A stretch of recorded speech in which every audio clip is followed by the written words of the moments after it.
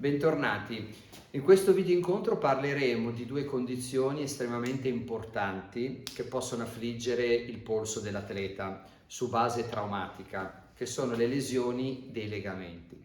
Nel polso e nella mano abbiamo 33 legamenti che danno stabilità a questo complesso meccanismo.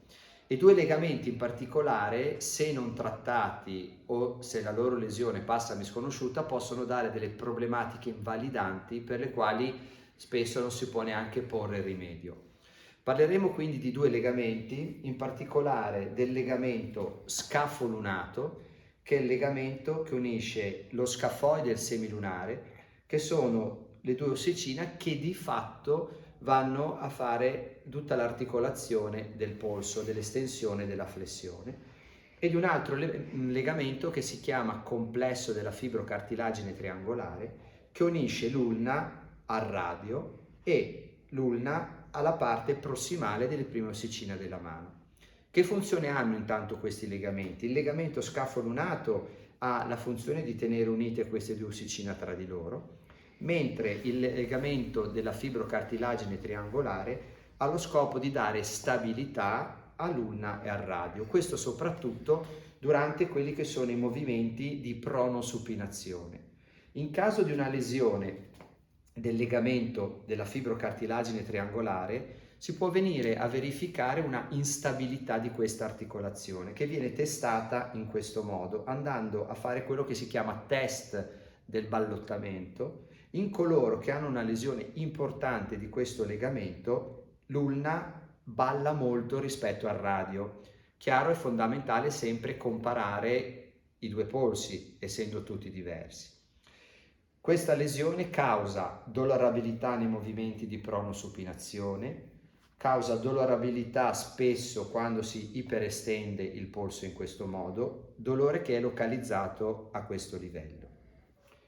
L'altra lesione del legamento scafo-lunato causa dolore nella regione dorsale radiocarpica alla digitopressione, in questo modo. Spesso il paziente riferisce di avere limitazione ai massimi gradi dell'estensione e della flessione del polso e a volte si riesce anche ad apprezzare palpatoriamente una sublussazione di questo ossicino rispetto al semilunare con quello che viene chiamato test di Watson, nel quale si va a letteralmente cercare di stimolare la sublussazione di queste due ossicina e a volte è proprio apprezzabile uno scatto palpatorio oppure un click che si può sentire proprio dall'esterno. Il trattamento, se la diagnosi viene confermata poi anche dagli esami strumentali, siano essi delle radiografie fatte in proiezioni particolari o una risonanza, il trattamento, dicevo, è prettamente chirurgico. Purtroppo queste strutture ossee, queste strutture legamentose non si riparano solo stando fermi e immobilizzati come potrebbe fare un osso. Il callosseo si forma dopo un mese e mezzo.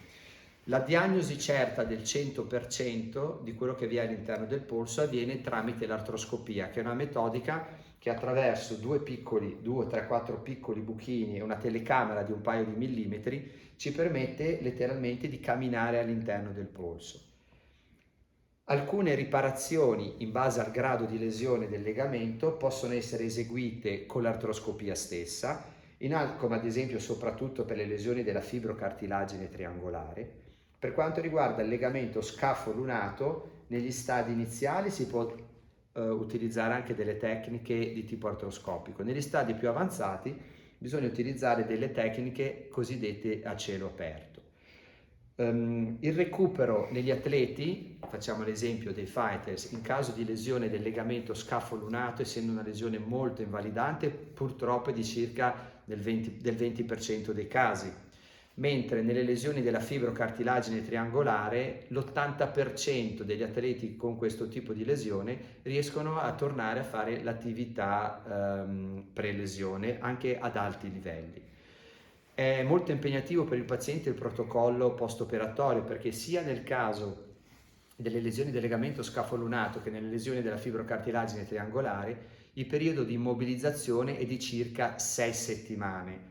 Per quanto riguarda lesioni del legamento scafo-lunato si ha un'immobilizzazione del polso sino al primo dito con il gomito libero per 6 settimane, mentre in caso di riparazione della fibrocartilagine triangolare l'immobilizzazione comprende il polso ma anche il gomito per le prime 4 settimane.